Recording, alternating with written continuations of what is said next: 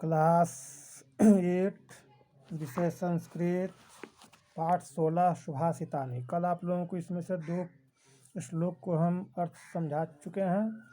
आज हम आप लोगों को 3 नंबर श्लोक पढ़ाने जा रहे हैं। ध्यान से सुने, यह हम लोगों के जीवन में उतारने योग्य है। इसके अनुसार हम लोगों को चलना चाहिए और समझ करके अपने जीवन में इसको करना चाहिए कि हम लोग कैसे इस तरह से चलें। जैसे जलबिंदु निपाते न क्रमशः पूर्यते घटः स हेतु सर्व विद्यानां धर्मस्य च धनस्य च। जलबिंदु निपाते न क्रमशः पूर्यते घटः। जल का ऊपर से जब बारिश के समय में जल ऊपर से एक एक बूंद गिरता है, निपात माने निपतति निपात माने ऊपर से गिरता है जल का बूंद। क्रमशः पूर्यते घटः, तक क्रमशः बारंबार जब बूंद गिरता है तो एक घड़ा जो है जल से परिपूर्ण हो जाता है, भर जाता है।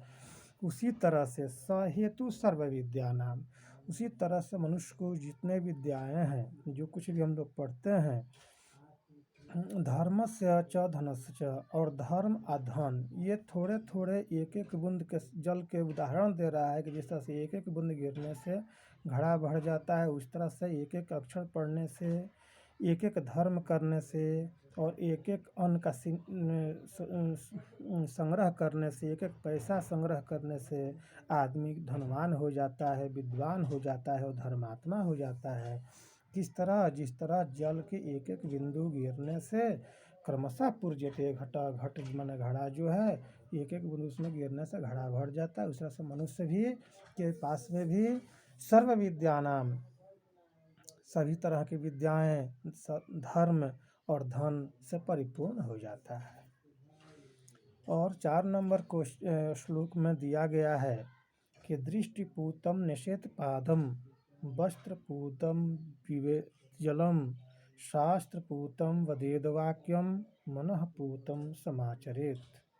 कह रहे हैं कि दृष्टिपूतम निषेध पादम, दृष्टि माने आँख से देख करके, निषेध पादम पैर को आगे बढ़ाना चाहिए कि कुछ कीड़ा मकोड़ा कांटीला कोई सामान तो नहीं है।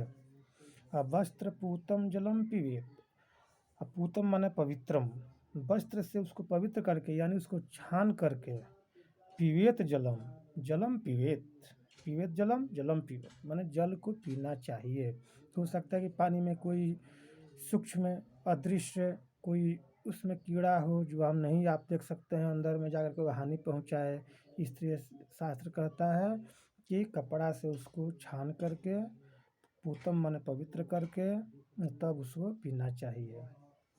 शास्त्र पूतम वदेद वाक्यम, और शास्त्र पूतम, शास्त्र में जो वर्णित शब्द है, पवित्र शब्द है, वदेद वाक्यम, उस तरह के वाक्य को बोलना चाहिए ही नहीं कि अपभ्रंश अशुद्ध निरर्थक शब्द का प्रयोग मनुष्य को कभी नहीं करनी चाहिए। शास्त्र पूतम वदेद वाक्यम मनः पूतम समाचरे, मनः पूतम, मन में जो पवित्र भावना मनुष्य को रखनी चाहिए और उस पवित्र भावना से ही दूसरे के साथ आचरण करनी चाहिए। मनः पूतम समाचरेत, दूसरों के साथ उसी तरह से हम लोगों को व्यवहार करनी चाहिए। इस तरह से हम लोगों के शास्त्र का वचन है और इस वचन के अनुसार हम लोगों को चलना चाहिए कि जल बिंदु निपाते न क्रमशः पूर्यते घटः, एक एक जल का बूंद जो है गिरने से, क्रमशः माने बारंबार गिरने से, पूर्यते घटः, घट जो है संपूर्ण हो जाता है, परिपूर्ण हो जाता है।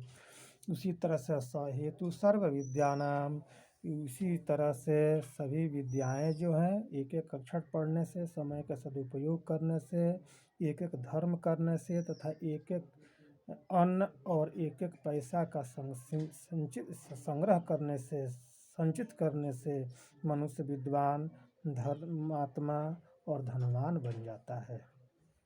और ये जो है दृष्टिपूतम निषेध पादम, एक आँख से देख करके आगे चलना चाहिए ताकि नीचे कोई जीव जंतु कीड़ा मकोड़ा या कोई कटीला सामान तो नहीं है।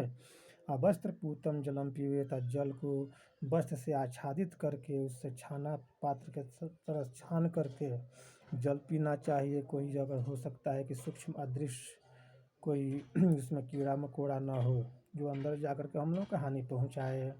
शास्त्र पूतम वेद वाक्यम, और शास्त्र से संबंधित बात मनुष्यों को बोलनी चाहिए। ये नहीं कुछ अपभ्रंश शब्द, मिथ्या शब्द, इस तरह की वाणी नहीं बोलनी चाहिए। मनः पूतम समाज, मन में जो पवित्र भावना है, पवित्र हृदय से किसी के साथ आचरण करना चाहिए, विचार व्यवहार करना चाहिए, उसके साथ वार्तालाप करना चाहिए।